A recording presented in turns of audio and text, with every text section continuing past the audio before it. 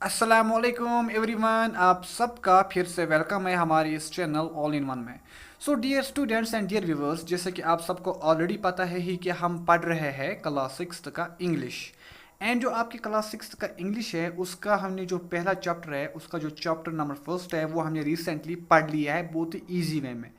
जिसने वो वीडियो नहीं देखी वो जाके डिस्क्रिप्शन में जा सकता है। डिस्क्रिप्शन बॉक्स में आपको इस वीडियो का लिंक मिल जाएगा चैप्टर नंबर फर्स्ट का, इस चैप्टर का, ठीक है। Class six English chapter number first का। आज हम इसी चैप्टर के क्वेश्चंस एंड आंसर्स करने वाले हैं बहुत ही ईजी वे में। तो विदाउट वेस्टिंग टाइम हम ज़रा स्टार्ट करते हैं क्वेश्चन नंबर फर्स्ट से। अब देखो dear students, question number first क्या बोल रहा है। Why did Patrick think his cat was playing with? What did Patrick think his cat was playing with? What was it really? Patrick को क्या लगा था कि उसका जो बिल्ला है या बिल्ली है, उसका जो पालतू बिल्ली है, वो किस चीज़ के साथ खेल रही थी। एंड जिस चीज़ के साथ वो खेल रही थी वो एक्चुअली में चीज़ क्या थी। देखो, हमने चैप्टर में पढ़ा था जो पैट्रिक था ना, उसने जब देखा कि उसकी जो बिल्ली है वो किसी चीज़ के साथ खेल रही है, तो पहले उसको अगर कोई छोटी मोटी चीज़ होगी, गुड़िया होगी, इसके साथ वो खेल रहा होगा, इसकी ये बिल्ली। लेकिन फिर वहाँ नज़दीक जाने के बाद उसको पता चला कि वो एक टाइनीएस्ट मैन था, बहुत छोटा आदमी था जिसका नाम है एलिफ, ठीक है। तो यहाँ पर पैट्रिक को पता चलता है, Patrick thought that his cat was playing with a little doll. पहले पैट्रिक को लगता है कि उसका जो बिल्ली है, उसकी जो बिल्ली है या उसको जो बिल्ला है, बिल्ला हो या बिल्ली, उसका जो केट है, तो उसको लगता है कि मतलब पहले पैट्रिक को लगता है कि मेरी जो बिल्ली है वो किसी लिटिल डॉल के साथ खेल रही है, ठीक है, गुड़िया के साथ खेल रही है। लेकिन इसके बाद जब वो नज़दीक जाता है तो उसको पता चलता है it was a little man and elif wearing a woollen shirt and a tall hat. तो नज़दीक जाने के बाद उसको पता चलता है कि ये कोई गुड़िया नहीं है, एक्चुअल में ये एक छोटा सा छोटे कद का आदमी है लेकिन छोटे कद का है, बहुत ही स्मॉल मतलब साइज का है, ठीक है, टाइनीस्ट मैन है। जिसने एक तो वुलन शर्ट पहनी हुई होती है और वो लंबी टाल हैट, जो अमेरिकन टाल हैट ऐसी गोल जैसी होती है, वो उसने पहनी हुई होती है, ठीक है। तो पहले पैट्रिक को लगता है कि मेरी जो बिल्ली है वो किसी डॉल के साथ, गुड़िया के साथ खेल रही है।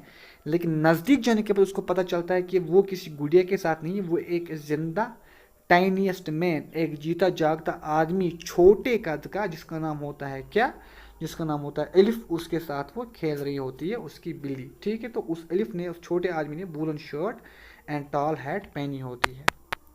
अब देखो बच्चों, क्वेश्चन नंबर सेकंड क्या बोल रहा है।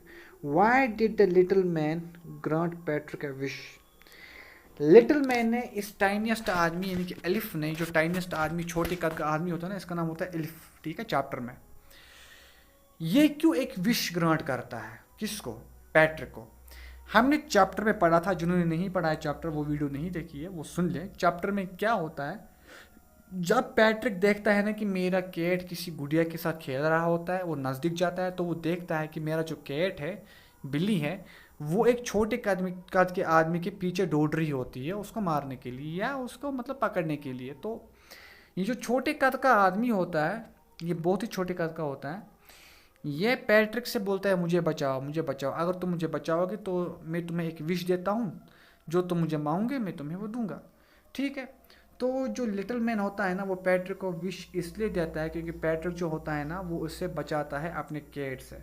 शर्त यही होती है, शर्त यह होती है कि जो एलिफ होता है, छोटे कद का आदमी होता है, वो पैट्रिक से बोलता है अगर तुम मुझे इस बिल्ली से बचाओगे तो मैं तुम्हें एक विश दूंगा, तो उसके बाद जो तुम मुझसे मतलब बोलोगे मैं वही करूँगा। इसके बाद question number three, what was पैट्रिक्स wish. इस छोटे कद के आदमी को, एलिफ को बचाने के बाद पैट्रिक जो होता है ना वो इससे क्या करने के लिए बोलता है। पैट्रिक बोलता है छोटे कद के आदमी say that the little man would do all of his homework until the end of the semester. Patrick बोलता है अपने छोटे कद के इस मतलब टाइनीएस्ट मैन से कि मैं तुम्हें अपने कैट से बचाऊंगा लेकिन तुम्हें मेरा सारा होमवर्क करना होगा। इसके बाद क्या होता है कि जो पैट्रिक होता है वो इस छोटे कद के आदमी एलिफ को बचाता है, लेकिन बदले में जो एलिफ होता है ना उसको इस क्लास का सारा, यानी कि क्लास सिक्स्थ का सारा होमवर्क करना पड़ता है पैट्रिक का, ठीक है। यानी कि पैट्रिक इस शर्त पे एलिफ को बचाता है कि एलिफ यानी कि छोटे कद का आदमी पैट्रिक का सारा होमवर्क करेगा इस क्लास का। सेमेस्टर से मतलब होता है यही क्लास। मान लो आपका 6th क्लास, मान लो पैट्रिक भी 6th क्लास में ही पढ़ता है, तो जो पैट्रिक होता है वो कहता है एलिफ से, इस छोटे कद के आदमी से, ठीक है मैं तुम्हें बचाऊंगा इस कैट से, इस बिल्ली से, लेकिन तुम्हें क्या करना होगा, तुम्हें मेरा सारा होमवर्क करना होगा इस क्लास का, ठीक है। एंड इसके बाद 35 लगभग 35 डेज रहते होते हैं मतलब एग्जाम को। तो 35 डेज तक क्या होता है ना कि पैट्रिक ये जो छोटा आदमी होता है ना, ये बहुत चालाक होता है, ये पैट्रिक के घर में ही रहता है, होमवर्क के सारा पैट्रिक से ही कराता है, लेकिन उसको प्रेटेंड, उसको दिखावा ऐसा कर रहा होता है कि ये खुद मतलब खुद होमवर्क कर रहा है। ये बात बात में पैट्रिक को बोल रहा होता है मुझे ये नहीं पता, मुझे वो नहीं पता, यहाँ क्या करना है, वहाँ क्या करना है। तो पैट्रिक बेचारा खुद ही वो होमवर्क कर रहा होता है, ये उसको बता रहा होता है बस। इसके बाद question number 4, in what subjects did little man need help to do Patrick's homework. अब ऐसे कौन कौन से सब्जेक्ट्स थे जो इस छोटे कद के आदमी को नहीं आते थे एंड वो पैट्रिक से बार बार मदद मांग रहा था। वो सारे सब्जेक्ट्स ही थे, जैसे कि the little man need help in English, maths and history. ना ही लिटिल मैन को इंग्लिश में कुछ आता था, ना ही मैथ्स में, ना ही हिस्ट्री में। तो वो बार बार पैट्रिक को ही बुलाता था। ये जो एलिफ था ना, छोटे कद का आदमी एलिफ, ये बार बार पैट्रिक को बुलाता था। पैट्रिक वो स्टूडेंट होता है जिसकी हम बात कर रहे हैं, जिसके बारे में चैप्टर है। तो वो पैट्रिक को बार बार बुलाता है, बोलता है मुझे यहाँ पे क्या करना है, वहाँ पे क्या करना है, ये होमवर्क कैसे करना है, ये होमवर्क कैसे करना है। तो बेचारा पैट्रिक खुद ही वो होमवर्क कर रहा होता है फिर बाद में, ठीक है, क्योंकि इसको आता ही नहीं है कुछ, एलिफ को, छोटे कद के आदमी को। तो जो मतलब लिटिल ये छोटे कद का आदमी होता है, टाइनीएस्ट मैन, जिसका नाम एलिफ होता है, उसको इंग्लिश में मदद चाहिए होती है, मैथ्स में, हिस्ट्री में, ओवरऑल सारे सब्जेक्ट्स में, क्योंकि उसको कुछ नहीं आता होता है। इसके बाद है question number 5, how did Patrick help him, how did Patrick help him. अब पैट्रिक इसको कैसे मदद करता है इन सब्जेक्ट्स का होमवर्क करने में। पैट्रिक क्या करता है ना, Patrick helped the little man by looking up difficult words in the dictionary. Patrick dictionary लाता है। पहले तो पैट्रिक कभी भी डिक्शनरी खोल के नहीं देखता है, लेकिन अब पैट्रिक मजबूर होता है, वो डिक्शनरी लाता है, वर्ड्स ढूंढने लगता है, ठीक है, फाइंड आंसर्स ढूंढने लगता है इन हिज बुक्स में से। And helping him with maths and history, and maths के इक्वेशंस को सॉल्व करने में इस टाइनीएस्ट मैन को मदद करता है, छोटे कद के आदमी को मदद करता है। हिस्ट्री को पढ़ने में मदद करता है। अब यहाँ पे होता क्या है, होता यह है कि पैट्रिक को लगता है कि मैं इस छोटे कद के आदमी को मदद कर रहा हूँ मेरा होमवर्क करने में, लेकिन हो उल्टा रहा होता है। जो पैट्रिक होता है वो पढ़ता है और उसकी उसकी खुद की नॉलेज बढ़ जाती है एंड वो अपना होमवर्क खुद ही कर रहा होता है एंड इसको लग रहा होता है कि मेरा होमवर्क ये छोटे कद का आदमी कर रहा है। लेकिन अब जो पैट्रिक होता है वो डिक्शनरी खोलता है, वो बुक्स खोलता है, वो ढूंढने लगता है, पढ़ने लगता है। तो जाहिर सी बात है टाइनीएस्ट मैन क्या करेगा, वो बेचारा खुद ही पैट्रिक अपना होमवर्क कर रहा होता है। He also worked hard to guide Elif through his homework. तो जो पैट्रिक होता है ना, वो एलिफ को बता रहा होता है देखो ये यहाँ पे ये करना है, इसका मतलब ये होता है, इस वर्ड का मतलब ये होता है, ये इक्वेशन ऐसे फॉलो करनी है।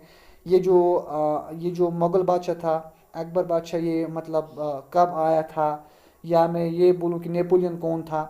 इसी तरह से मतलब हर सब्जेक्ट में इसको मदद कर रहा होता है। लेकिन हो क्या रहा होता है, हो ये रहा होता है कि जो पैट्रिक होता है ना, वो खुद ही अपना होमवर्क कर रहा होता है, वो खुद ही पढ़ रहा होता है, लेकिन उसको ऐसा लगता है कि मेरा होमवर्क अभी भी ये टाइनीएस्ट आदमी कर रहा है, छोटे कद का आदमी कर रहा है। Question number 6, who do you think पैट्रिक्स homework, who do you think did पैट्रिक्स homework, the little man और पैट्रिक हिमसेल्फ, गिव रीजंस। देखो बच्चों, आपको क्या लगता है कि पैट्रिक का होमवर्क किसने किया? क्या वो पैट्रिक का होमवर्क उस छोटे कद के आदमी एलिफ ने किया, या पैट्रिक अपना होमवर्क खुद कर रहा था? अब जो पैट्रिक का होमवर्क कर रहा था, चाहे वो छोटे कद का आदमी हो एलिफ, या पैट्रिक खुद हो, जो होमवर्क कर रहा था हमें बताना है कि क्या रीजंस थे कि वो अपना होमवर्क कर रहा था। अगर ये छोटे कद का आदमी होमवर्क कर रहा था तो किस वजह से कर रहा था, अगर पैट्रिक अपना होमवर्क कर रहा था तो किस वजह से कर रहा था।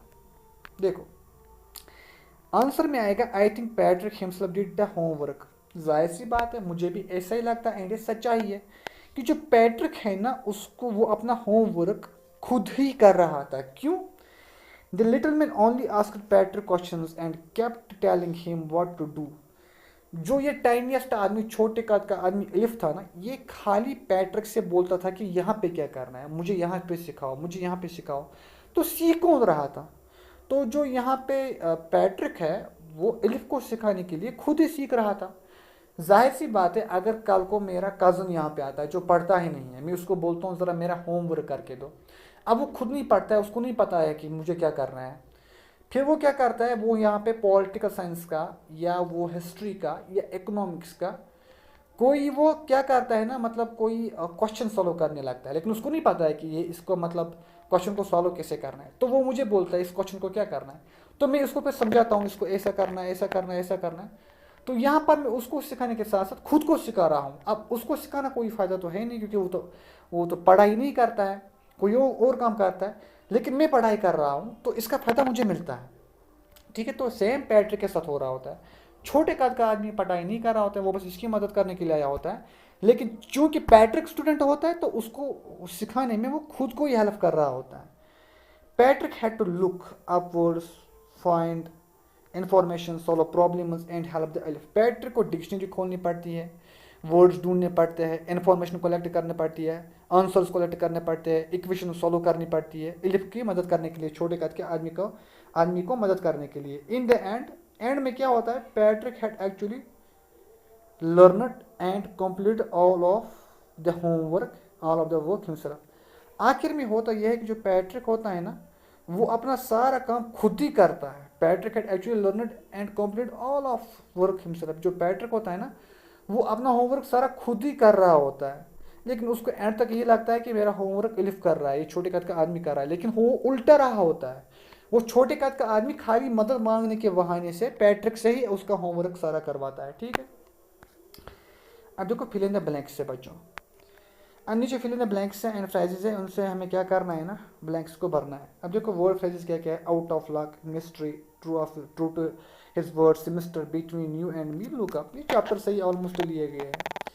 देखो यहाँ पर 6 है, 1 2 3 4 5 6, ठीक है, लेकिन यहाँ पर फिल इन द ब्लैंक्स 7 है। ठीक है, तो पहला वाला जो है ना वो हमें खुद ही ढूंढना है। चोर्स अ बोर, यहाँ पे some people find household chores a bore but like to help at home. देखो चोर्स अ बोर का मतलब होता है घर का काम करना, जैसे कि अपने कपड़े धोना, स्वीपिंग करना, ठीक है, बर्तन धोना, लॉन्ड्री साफ करना, कपड़े धोना, तो ये घर के काम होते हैं। अब कुछ ऐसे आदमी होते हैं जो अपने घर का काम खुद करते हैं एंड मतलब उनको पसंद होता है घर का काम करना, लेकिन यहाँ पे क्या लिखा है, some people find household chores a bore. कुछ लोगों को ऐसा लगता है कि घर का काम करना, जैसे कपड़े धोना, स्वीपिंग करना, बर्तन धोना, घर का मतलब अपना जो काम होता है वो खुद करना, कुछ लोगों को बोरिंग लगता है। ठीक है, लेकिन मैं एक ऐसा लड़का हूँ कि मुझे घर का काम करना पसंद है। ठीक है, ये यहाँ पे लिखा है but I like to help at the home. लेकिन मैं एक ऐसा लड़का हूँ कि मुझे घर का काम करना पसंद है, जैसे कि अपना बैग साफ रखना, अपना कमरा साफ रखना, अपने कपड़े धोना, वर्दी को प्रेस करना, यूनिफॉर्म को प्रेस करना, अपनी बुक्स को मेंटेन करना, ये सब मुझे पसंद है। Who stole the diamond is still a mystery. Diamond को किसने चोरी किया, ये अभी तक एक राज है। मिस्ट्री का मतलब होता है ऐसा राज जो सॉल्व ना हुआ हो, जो पता ही ना लगाया गया हो। This semester we are going to have a class exhibition. अब हमें इस सेमेस्टर में क्या करना है ना, क्लास की नुमाइंदगी करनी है। ठीक है, तो यहाँ पर सेमेस्टर से मुराद होता है हमारा क्लास, हमारा batch. True to his word the Elif began to help Patrick. जो एलिफ ने वादा किया था पैट्रिक से कि मैं तुम्हें एक विश देता हूँ, तुम मुझे इस बिल्ली से बचाओ, मैं तुम्हें एक विश देता हूँ, जो तुम मुझसे बोलोगे मैं वही करूँगा। फिर जो पैट्रिक होता है वो एलिफ को बचाता है, उस छोटे कद के आदमी को इस बिल्ली से बचाता है, अपनी बिल्ली से बचाता है। फिर उससे बोलता है कि मेरा होमवर्क करो।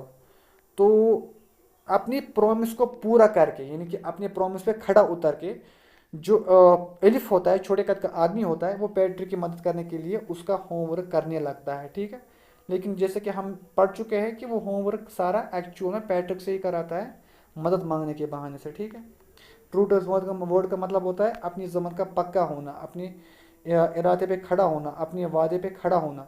तो अपने प्रॉमिस पे, अपने वादे को पूरा करने के लिए, अपनी ज़बान पे पूरा रहने के लिए, अपने वर्ड्स पे पूरा रहने के लिए जो एलिफ ने वादा किया होता है वो उसको पूरा करता है, पैट्रिक की हेल्प करने के लिए आ जाता है। Can you look up this word in the dictionary. ये एक्चुअली में जो एलिफ है ना वो बोलता है पैट्रिक से, ज़रा इस वर्ड को डिक्शनरी में देखो। लुकअप का मतलब होता है ढूंढना, ठीक है, देखना, ढूंढना। ज़रा इस वर्ड को डिक्शनरी में ढूंढो, जैसे कि ज़रा इस वर्ड मिस्ट्री को डिक्शनरी में ढूंढो। मिस्ट्री का मतलब होता है, जिसको मैंने आपको बोला, ऐसा राज जो अभी तक सॉल्व ना हुआ हो, जो अभी तक पता ही ना लगा हो। तो मैंने एग्जाम्पल के बारे में बोला, I start early to be on time, ठीक है, but it was out of luck, there was a traffic jam. मैं घर से जल्दी निकला ताकि मैं टाइम पे पहुंचूं, ठीक है, लेकिन यार मेरी किस्मत से ही बाहर था, क्योंकि बाहर बहुत जैम था। अगर मैं इजी में बोलूँ तो ऐसा लगेगा, यार मैं आज सुबह कॉलेज बहुत जल्दी निकला ताकि मैं टाइम पे क्लास को अटेंड करूं, लेकिन मेरी किस्मत ही शायद ख़राब थी कि बाहर ट्रैफिक बहुत जाम था और मैं लेट हो गया। इसका मतलब भी कुछ वैसा ही निकलता है कि मैं सुबह जल्दी निकला घर से, मैंने सुबह बहुत जल्दी निकला घर से ताकि मैं टाइम पे पहुंच जाऊं, लेकिन किस्मत ही ऐसी थी कि ये मेरी मतलब ये जल्दी पहुंचना मेरी किस्मत से बाहर था, क्योंकि बाहर बहुत ट्रैफिक जाम था, ठीक है।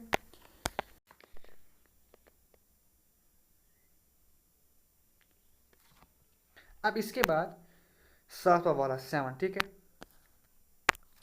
She says she has got a lot of books. उसने बोला कि उसके पास बहुत सारी किताबें हैं, but between you and me, लेकिन तुम्हारे और मेरे दरमियान, यहाँ पे यू एंड मी आएगा, I think most of them are borrowed, ठीक है। मुझे लगता है कि वो ज़्यादा उधार की किताबें हैं, ठीक है। तो ये यहाँ पे फिल इन द ब्लैंक्स भी खत्म हो जाता है। अब देखो बच्चों, मैं आपको दिखाता हूँ, 1 मिनट। ये देखो आप स्क्रीन पे जो आपका अगला क्वेश्चन है ना, वो एक्चुअली एक पजल है। देखो ये पजल है, यहाँ पे नीचे से दिया गया है अक्रॉस एंड डाउन में, ये कुल मिल है आपके पास। देखो दिखाता हूँ मैं आपको, 1 मिनट। यहाँ पे आता है फर्स्ट, ये है फर्स्ट, ठीक है। ये है सेकंड, यहाँ पे एस से, ठीक है। इसके बाद थर्ड, इस तरह से यहाँ पे फोर्थ, इस तरह से आएगा ये फोर्थ, यहाँ पे है फिफ्थ, यहाँ पे है ये सिक्स्थ, यहाँ पे है ये सेवन्थ, एंड यहाँ पे ये एट्थ। अगर आप देखोगे तो 8 है कुल मिला के, ठीक है। तो यहाँ पे 8 वर्ड्स लिखने हैं।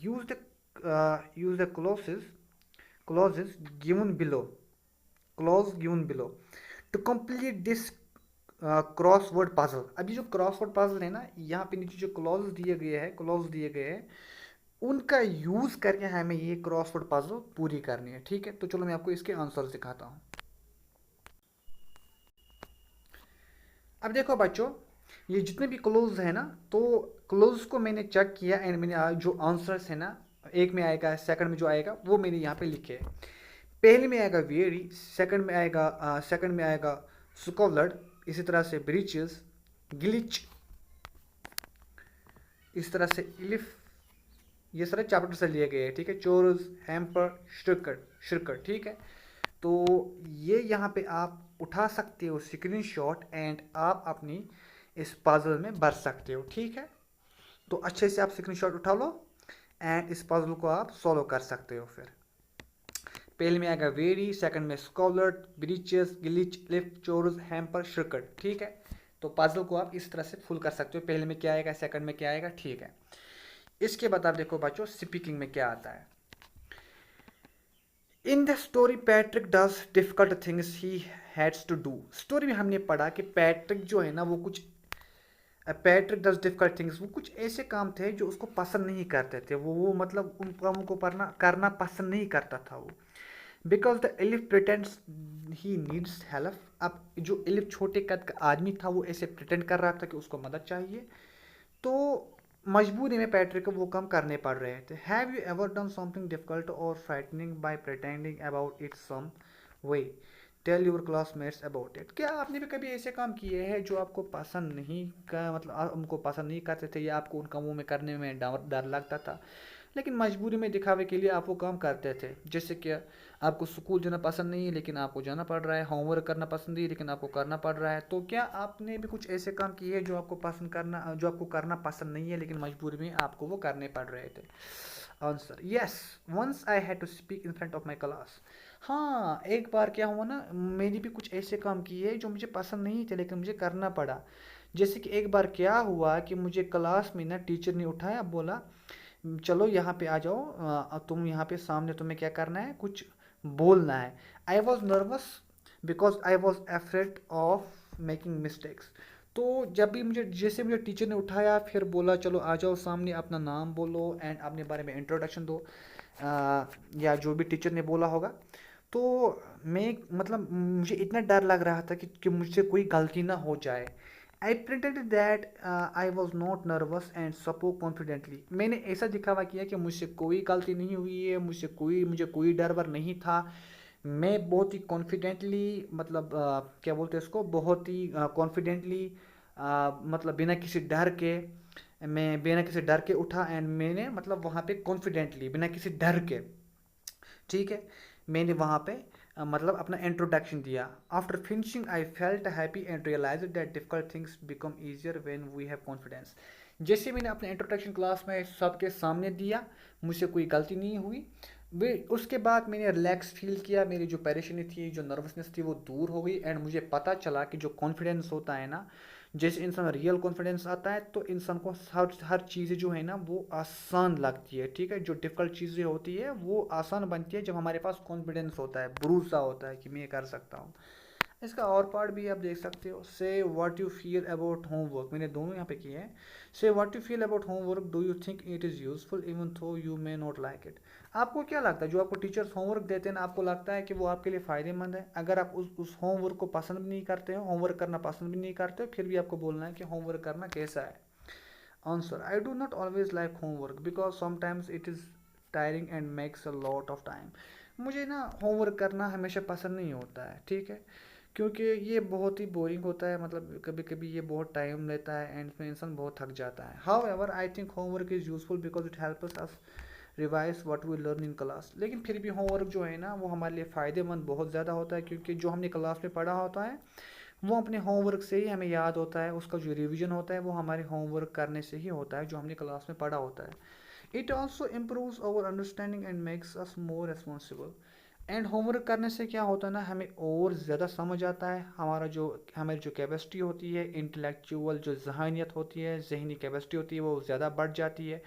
एंड हमें अपनी जो रिस्पॉन्सिबिलिटी है ना वो हमें मतलब महसूस होता है कि होमवर्क करना हमारी रिस्पॉन्सिबिलिटी है, तो हमें ये करना है, तो हमारी रिस्पॉन्सिबिलिटी का भी हमें एहसास होता है। तो इस वजह से जो होमवर्क करना होता है ना वो हमें और हमारे लिए बहुत यूज़फुल होता है, मतलब बहुत फ़ायदेमंद होता है। इसके बाद देखो useful words from the box. तो आपकी बुक में एक बॉक्स दिया होगा, उसमें आपको ये वाले यूज़फुल वर्ड्स है, ठीक है, जिनका हमको मीनिंग लिखना है। रुको मैं आपको दिखाता हूँ, एक मिनट।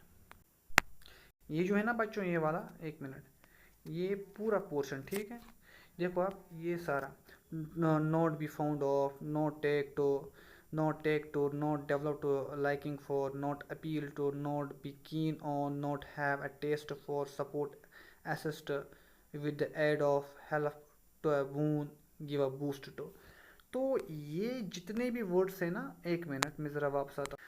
इन सारे वर्ड्स को ना मैंने मतलब यहाँ पे यूजफुल वर्ड जो है ना इनकी मीनिंग लिखी है एक्चुअल में। तो चलो स्टार्ट करते हैं वन बाय वन।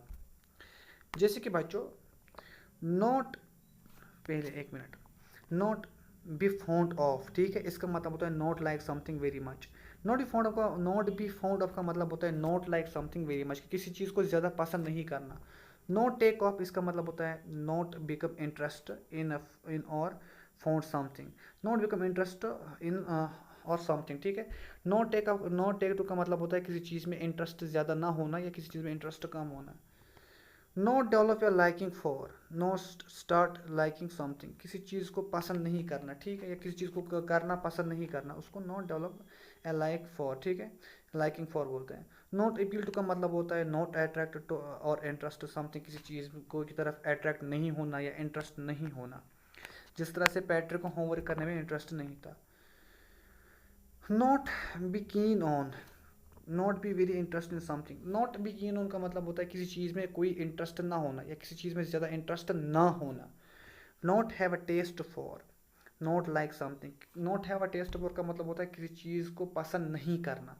अदर भी कुछ यूजफुल एक्सप्रेशन है, जैसे कि अगर आप देख सकते हो यहाँ पे, सपोर्ट का मतलब होता है हेल्प समवन, किसी को मदद करना। असिस्ट का मतलब होता है किसी को मदद करना। विद एड ऑफ का मतलब होता है किसी को मदद करना। हेल्प का मतलब होता है किसी को मदद ही करना। बी अ बून का मतलब होता है किसी के लिए बहुत ही ज़्यादा हेल्पफुल रहना या कोई चीज़ आपके लिए बहुत फ़ायदेमंद हो।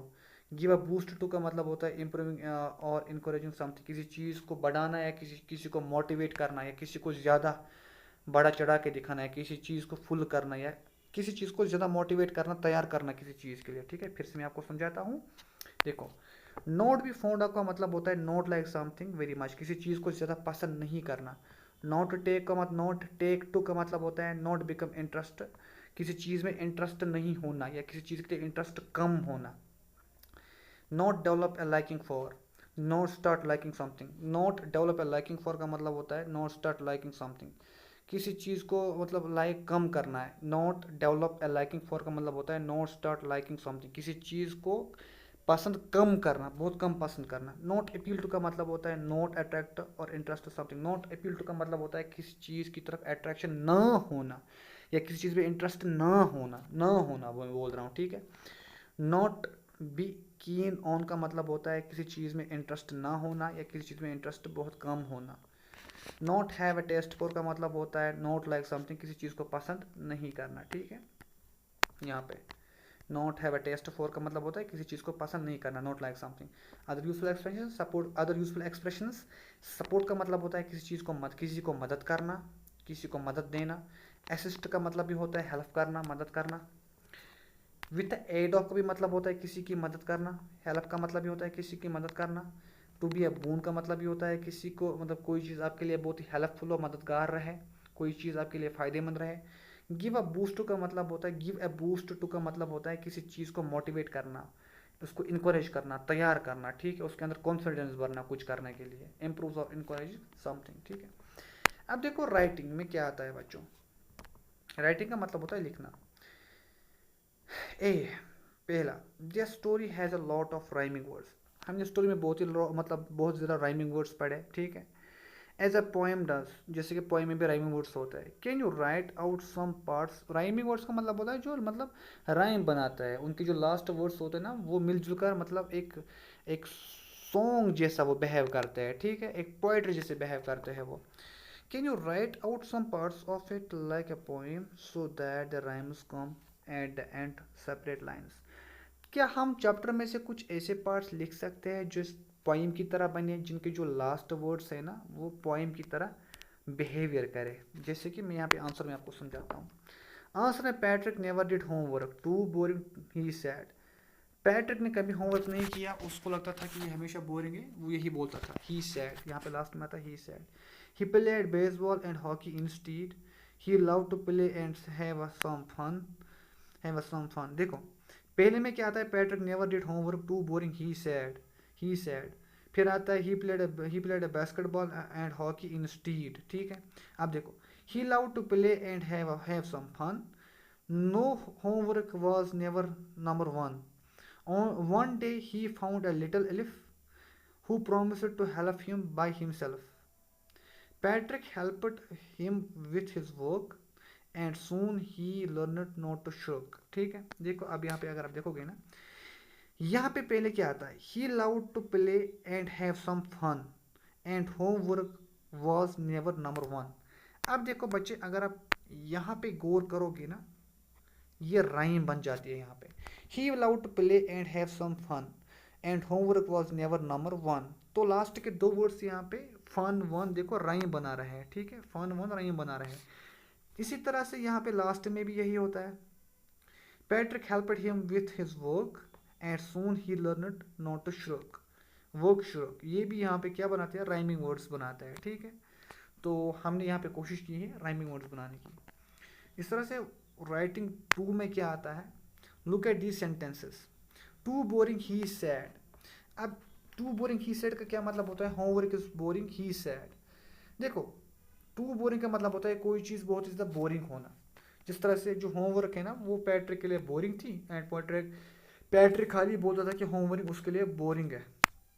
इस तरह से clean his room did his chores, अब देखो clean his room did his chores, कमरे को साफ करना एंड घर का काम। चोर्स का मतलब होता है घर का कोई काम है ना, जैसे कि बर्तन धोना, अपने कपड़े धोना, अपने बैग को मेंटेन करना, कमरे को मेंटेन करना, बुक्स को मेंटेन करना, अपने घर के काम छोटे मोटे काम करना को चोर्स बोलते हैं। ठीक है, अपने घर के छोटे मोटे काम करना, जैसे कि कपड़े धोना, अपनी बुक्स को मेंटेन करना, अपना होमवर्क करना, अपने कमरे को साफ रखना, ये या अपने कमरे में स्वीपिंग करना, ये छोटे छोटे काम जो होते हैं ना घर के, इनको चोर्स बोलते हैं, ठीक है।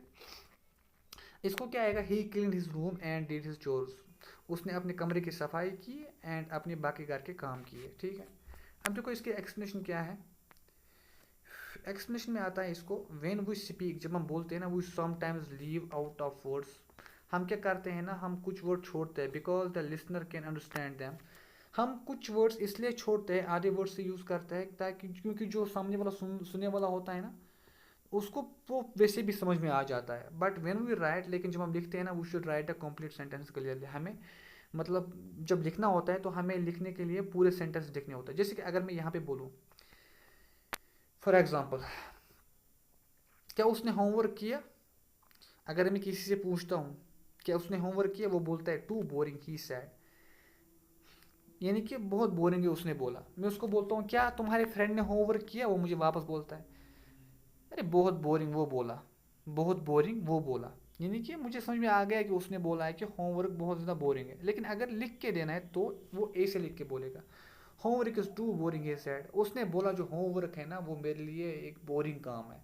ठीक है।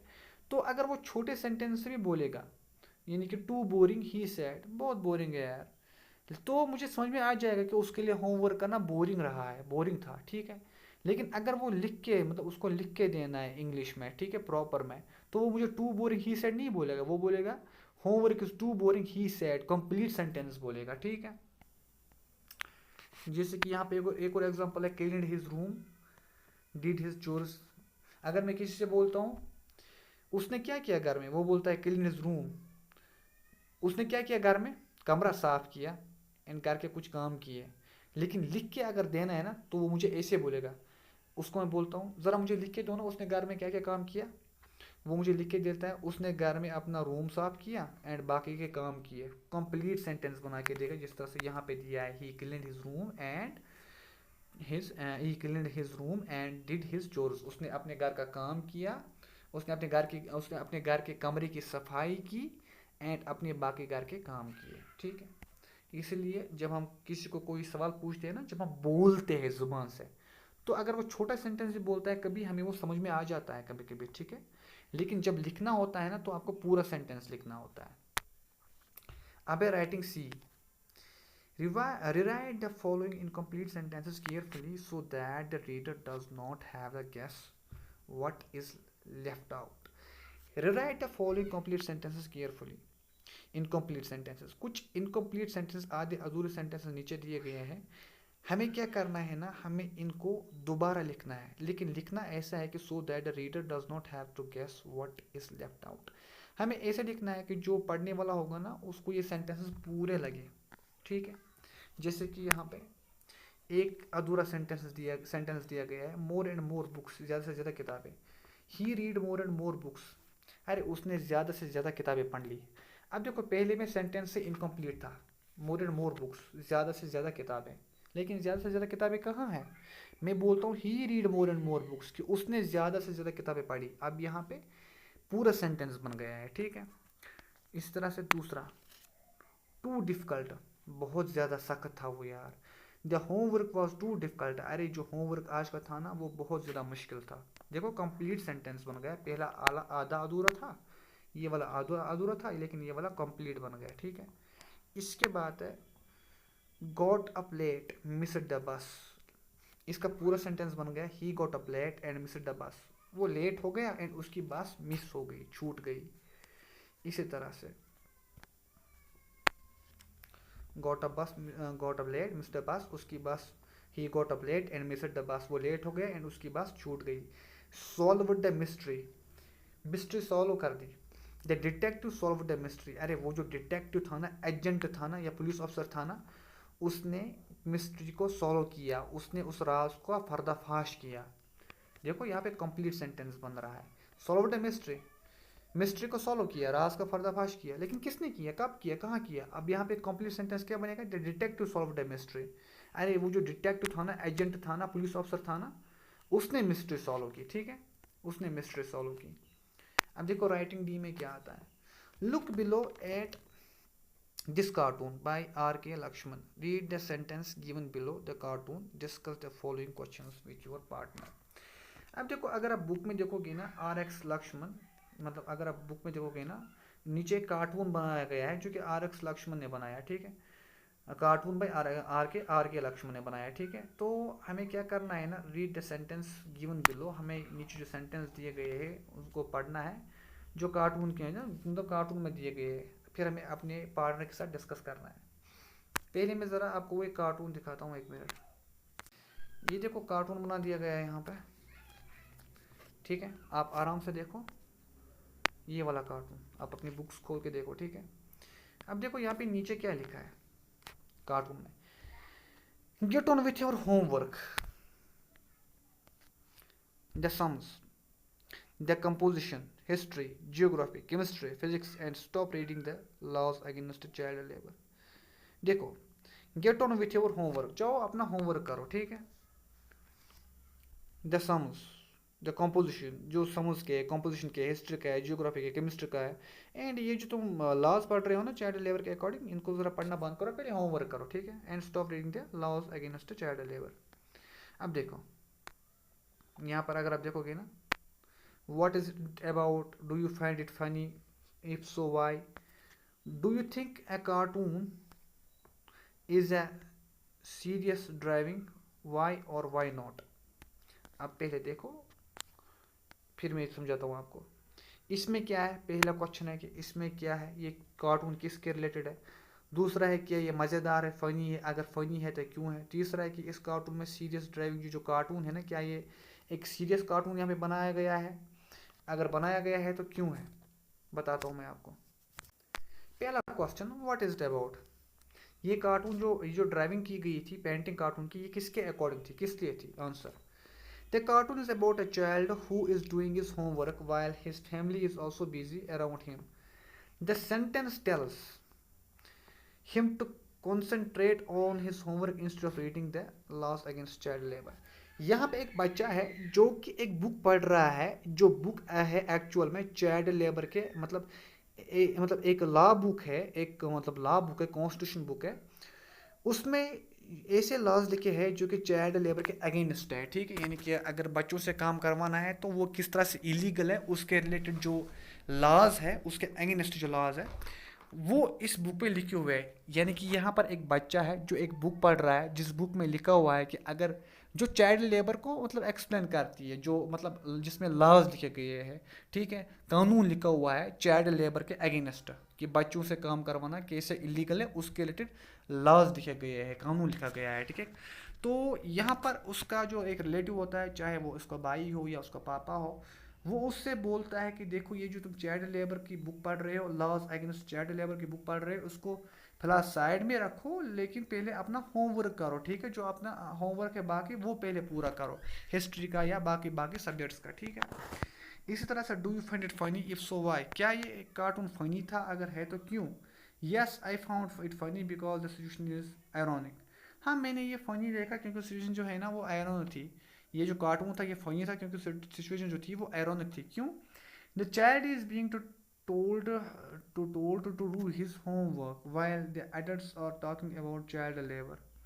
अब देखो, जो चाइल्ड है ना उसको बोला, मतलब यहाँ पे हमें क्या देखता है, पिक्चर को देखने से पता चलता है, हमें ये पता चलता है कि जो घर के बड़े हैं ना वो अपने बच्चे से बोल रहे होते हैं जाके अपना होमवर्क करो, लेकिन बाकी सब इस बात पर डिस्कस कर रहे होते हैं, चाइल्ड लेबर पर डिस्कस कर रहे होते हैं। तो इसलिए ये बच्चा जो होता है ना वो यही बुक पढ़ रहा होता है, लॉज अगेंस्ट चाइल्ड लेबर, ठीक है। The contrast makes the cartoon humorous. अब ये जो कॉन्ट्रास्ट हो रहा होता है ना कि घर वाले एक तो मतलब बच्चों को काम कराना इस पे बात कर रहे होते हैं, लेकिन उनका खुद का ही बेटा जो है ना वो लॉस अगेंस्ट चाइल्ड लेबर के, बच्चों से काम करवाना किस तरह से इलीगल है, उस वही बुक पढ़ रहा होता है।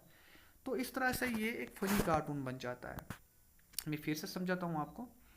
घर के जो सदस्य होते हैं ना बड़े बड़े, जैसे कि बाप भाई माँ, वो इस पे बहस कर रहे होता है कि जो बच्चे को मतलब बच्चों से काम करवाना कोई बड़ा गुनाह नहीं है, बच्चे भी कुछ काम कर सकते हैं। 13 साल के, 12 साल के, 14 साल के बच्चे भी कुछ कुछ काम कर सकते हैं, ठीक है। लेकिन वो अपने बच्चे से बोल रहे होते हैं कि कोई काम मत करो, जाके सिर्फ होमवर्क करो, जबकि उनका बच्चा वही बुक पढ़ रहा होता है, लॉज अगेंस्ट चाइल्ड लेबर, ऐसे कानून, ऐसे लॉज जो प्रोहिबिट करते हैं, बैन करते हैं बच्चों से काम करवाना। तो यहाँ पर एक कॉन्ट्राडिक्टरी होता है कि घर वाले समझते हैं कि बच्चों से काम करवाना उतना बड़ा गुनाह नहीं है, लेकिन अपने बच्चे को वो काम करने नहीं देते हैं, एंड उनका बच्चा जो है वो लॉज अगेंस्ट चाइल्ड लेबर की बुक ही पढ़ रहा होता है। तो ये चीज़ इसको ह्यूमरियस बनाती है, मतलब हंसी मजाक बनाती है, ठीक है, हंसने वाली बनाती है। अब तीसरा, do you think a cartoon is a serious driving, why और वाई नॉट? क्या आपको लगता है कि ये जो कार्टून की ड्राइविंग है, पिक्चर है, ये सीरियस है? अगर है तो क्यों है, अगर नहीं है तो क्यों नहीं है? Answer, a cartoon can be funny as well as serious. ये जो कार्टून की पिक्चर है ना, एक तो ये फनी भी है, मजाकिया भी है, लेकिन सीरियस भी है। क्यों? It often uses humour to show important problems in society. In this cartoon, the humor makes us think about children, homework and child labor. एक ही पिक्चर में बहुत सारी चीज़ें दिखाई गई है। एक ही पिक्चर में घर वाले के सदस्य ये बात कर रहे होते हैं कि मतलब जो बच्चों से काम करवाना उतना बड़ा गुनाह नहीं है। 13 साल के, 14 साल के बाद 14 साल के बच्चे कुछ कुछ काम कर सकते हैं। ये इस पिक्चर में इन घर वालों का मानना है, ठीक है। जो ड्राइविंग बनाई गई है इसमें घर वालों का मानना है कि छोटे छोटे बच्चे, 13-14 साल के बच्चे जो होते हैं ना, रुको मैं आपको ये पिक्चर, इस पिक्चर में घर वालों का मानना है कि जो 13-14 साल के बच्चे हैं वो कुछ काम कर सकते हैं, ठीक है। वो कुछ कुछ काम कर सकते हैं, लेकिन वो अपने इस बच्चे से बोलते हैं कि तुम सिर्फ अपना होमवर्क करो, बाकी ये जो बुक है ये पढ़ना बंद करो। एंड बच्चा कौन सी बुक पढ़ रहा होता है? Laws against child labour. घर वाले बात कर रहे हैं कि छोटे बच्चे कुछ काम कर सकते हैं, उनका अपना बेटा यही बुक पढ़ रहा होता है कि छोटे बच्चों से काम करवाना मना है, गलत है, किस तरह से इसको कॉन्स्टिट्यूशन बैन करवा रहा है। एंड ये जो घर के सदस्य है ना, ये अपने बच्चे से बोल रहे हैं कि तुम सिर्फ होमवर्क करो अपना। एक किताब में 3 पहलू, एक पिक्चर में 3 पहलू दिए बताए गए हैं, ठीक है। तो ये जो अलग अलग पहलू है ना, ये इसको फनी भी बनाते हैं, मजाकिया भी बनाते हैं, लेकिन सीरियस भी बनाता है, ठीक है। तो इससे क्या होता है ना, ये पिक्चर क्या होती है, in this cartoon humour is make us think about children, homework and child labour. इस पिक्चर में क्या होता है ना, इसमें ये एक तो फनी, एक तो मतलब इससे हमें एक मतलब फनीएस्ट मोमेंट भी मिलता है, और भी मिलता है कि ये पिक्चर हमें हंसाने पे भी मजबूर करती है, लेकिन सोचने पे भी मजबूर करती है कि सोसाइटी में क्या होता है। सोसाइटी में ये होता है कि हर फैमिली को ये लगता है कि, हर नहीं लेकिन ज़्यादा फैमिलीज़ को ये लगता है कि बच्चों से काम करवाना कोई बड़ी बात नहीं है, कोई गुनाह नहीं है। ये 13, 14, 15, 16, 17 साल के जो बच्चे होते हैं या जो कमज़ोर लोग होते हैं, उनसे काम करवाना कोई बड़ी बात नहीं है, तो वो काम कर सकते हैं। एंड जब बाकी मतलब बाकी जो बच्चे आते हैं उनसे वो काम कराते हैं, लेकिन जब उनके अपने बच्चों की बारी आती है तो उनको ये गवारा नहीं होता कि हमारा बच्चा कोई काम करे। हर फैमिली चाहते है कि दूसरों का बच्चा मजदूरी करे, लेकिन मेरा बच्चा सिर्फ पढ़े लिखे एंड कुछ हासिल करे। ये सोसाइटी में होता है। हर फैमिली या ज़्यादा मैक्सिमम, हर नहीं मैक्सिमम फैमिलीज अपने बच्चों का सक्सेस देखना चाहते हैं एंड दूसरे बच्चों का डाउनवर्ड देखना चाहते हैं। ये होता है सोसाइटी में, ठीक है। तो इसलिए ये जो मतलब पिक्चर है ना, इसमें हमें मजाक भी मिलता है, लेकिन साथ साथ में सोसाइटी की हकीकत भी मिलती है। यहाँ पर हमारे चैप्टर नंबर 1 के क्वेश्चंस एंड आंसर्स पूरे ख़त्म होते हैं। बहुत ही लंबे क्वेश्चंस एंड आंसर्स थे। अब मिलते नेक्स्ट में जो हमारी पोएम है नेक्स्ट, उससे में इंशाल्लाह नेक्स्ट वीडियो में मिलते हैं। तो दुआओं में याद रखिए, तब तक के लिए अल्लाह हाफिज़।